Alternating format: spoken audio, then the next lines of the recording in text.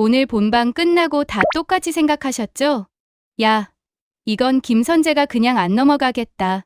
맞습니다. 이제부터는 버려진 변호사가 아니라 폭로 깡패 모드로 들어갑니다.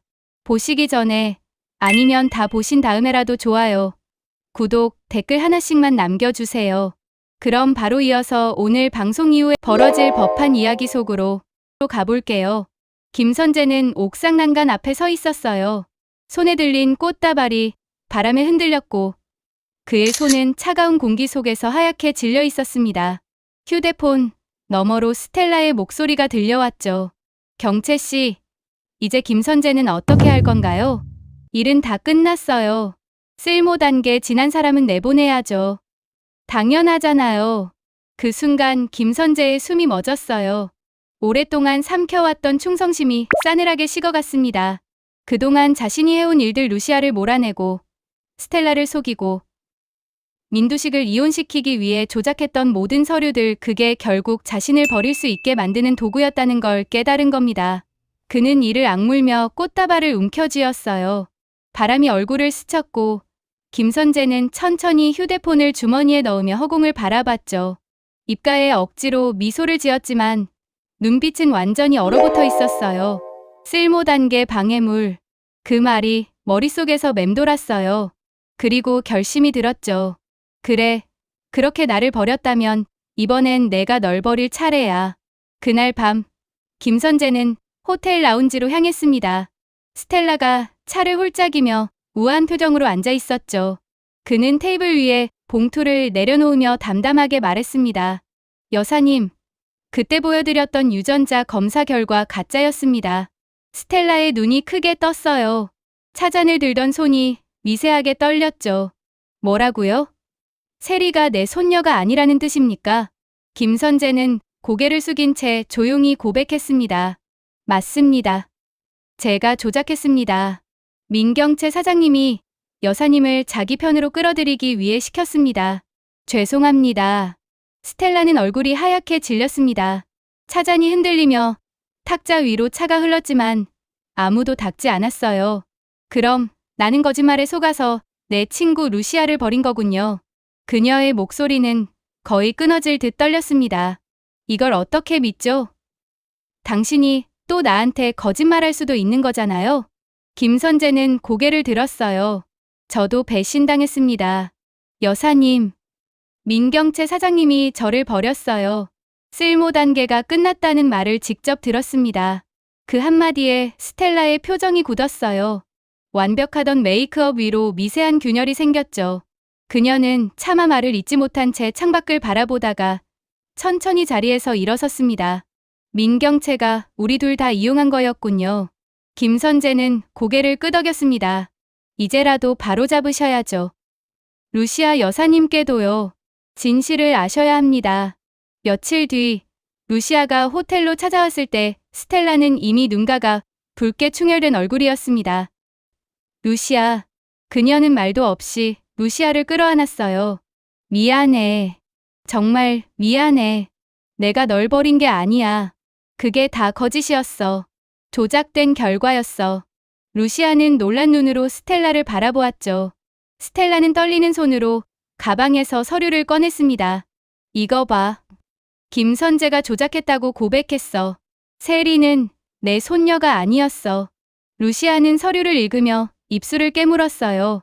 글자 하나하나가 가슴을 찔렀습니다. 우린 다 이용당한 거네요. 여사님도, 저도, 김선재도. 스텔라는 눈물을 닦으며 고개를 끄덕였어요. 그래서 이번엔 우리가 해야 해. 그 여자가 만든 왕국을 우리가 직접 무너뜨릴 거야. 그 시각, 김선재는 자신의 사무실에서 모든 증거를 정리하고 있었습니다. 노트북 화면에 여러 폴더가 빛나고 있었죠. 민두식 이혼, 자금 유용, 위조 진단서, 내부 회계 기록, 모두 민경채의 지시로 그가 직접 처리했던 일들이었습니다. 하지만 이번엔 그 파일들이 민경채를 파멸시키는 무기가 되었죠. 김선재는 스스로에게 중얼거렸습니다. 이걸로 끝이다. 그는 전화를 걸었습니다. 여사님, 저예요. 네, 다음 단계로 넘어가겠습니다. 다음 날 아침, 민간유통본관은 묘한 긴장감으로 가득했어요. 직원들이 복도 곳곳에서 속삭였습니다. 오늘 긴급 이사회래. 이번엔 무슨 일이지? 김선재 상무가 직접 소집했다던데. 그때 스텔라와 루시아가 나란히 걸어왔습니다. 모두의 시선이 그들에게 쏠렸죠. 저 사람들 왜 같이 있어? 루시아 씨는 쫓겨난 거 아니었어? 사람들의 속삭임이 퍼지는 가운데 민경채가 복도 끝에서 걸어 나왔습니다. 그녀의 얼굴엔 여유로운 미소가 떠 있었지만 눈빛엔 불길한 예감이 어렸습니다. 무슨 일입니까, 여사님? 스텔라는 차갑게 대답했어요. 곧 알게 될 거예요. 경채 씨, 오늘은 당신이 듣는 날이에요. 잠시 후 이사회실 문이 열렸습니다. 김선재가 서류 가방을 들고 서 있었습니다. 들어오시죠. 중요한 이야기를 해야 합니다. 긴 테이블 한쪽에는 민경채, 민지섭, 민수정이 앉아 있었고 반대편에는 스텔라와 루시아가 자리했죠. 임원들의 표정은 굳어 있었습니다. 김선재는 노트북을 켜며 조용히 말했습니다. 오늘 민간유통의 실체를 공개하겠습니다. 스크린에 첫 번째 자료가 뜨자 회의실이 고요해졌습니다. 유전자 검사 결과 세리와 스텔라 장, 임원들이 서로 얼굴을 바라봤어요. 민경채의 미소가 서서히 사라졌습니다.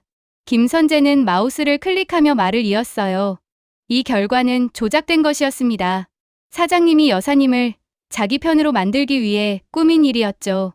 스텔라가 자리에서 일어나 말했습니다. 맞습니다. 저는 저 서류를 믿고 내 친구를 버렸습니다. 하지만 이제 알았어요. 그건 다 거짓이었어요. 민경채는 당황한 듯 억지로 웃었습니다. 여사님, 오해입니다. 제가 왜 그런 일을... 김선재는 말을 끊으며 두 번째 자료를 띄웠어요. 그럼 이건요? 자금 유용 내역입니다. 회사 자금이 비밀리에 개인 계좌로 빠져나갔습니다. 전자서명은 전부 사장님 이름으로 되어 있죠. 회의실이 술렁였어요. 임원 중 한 명이 중얼거렸습니다. 이건 명백한 횡령 아닌가? 민경채는 얼굴을 붉히며 자리에서 일어났습니다. 김선재, 너까지 나한테 칼을 들어? 김선재는 미소도 없이 대답했죠. 먼저 버리신 건 사장님입니다. 쓸모 단계가 끝났으니 내보내라 하셨죠. 저는 그때 깨달았어요. 이제 제가 당신을 내보낼 차례라는 걸. 이사회실 안은 숨소리조차 들리지 않았습니다. 마지막으로 김선재는 USB를 꺼내 들었습니다. 이건 민두식 회장님 이혼 당시 녹취입니다. 의식이 없는 회장님의 손을 억지로 잡고 도장을 찍게 만든 순간이죠. 스크린에서 녹취가 흘러나오자 임원들의 얼굴이 차례로 일그러졌습니다. 스텔라는 한숨을 내쉬며 말했습니다. 민경채 씨, 이제 내려놓을 때가 됐네요. 루시아도 고개를 들었어요. 우린 당신을 믿었어요. 그런데 당신은 우리를 모두 이용했죠. 민지섭이 옆에서 얼이 빠진 얼굴로 중얼거렸습니다. 그럼 어제 말했던 전무 자리는 그것도 거짓이었어? 김선재는 테이블 위에 손을 얹고 마지막으로 말을 이었어요. 오늘 이걸 공개한 이유는 단 하나입니다. 저는 더 이상 거짓된 충성으로 살지 않겠습니다. 이 회사가 한 사람의 거짓으로 움직이게 둘 순 없어요. 판단은 여러분이 하십시오. 그의 목소리는 낮았지만 단단했고 누구도 반박하지 못했습니다.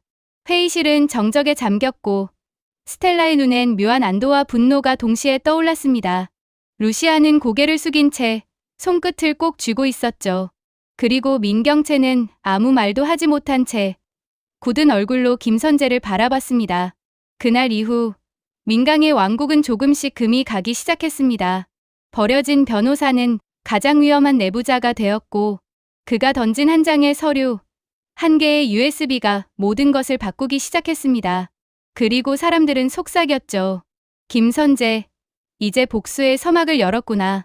이 이야기는 아직 끝나지 않았습니다.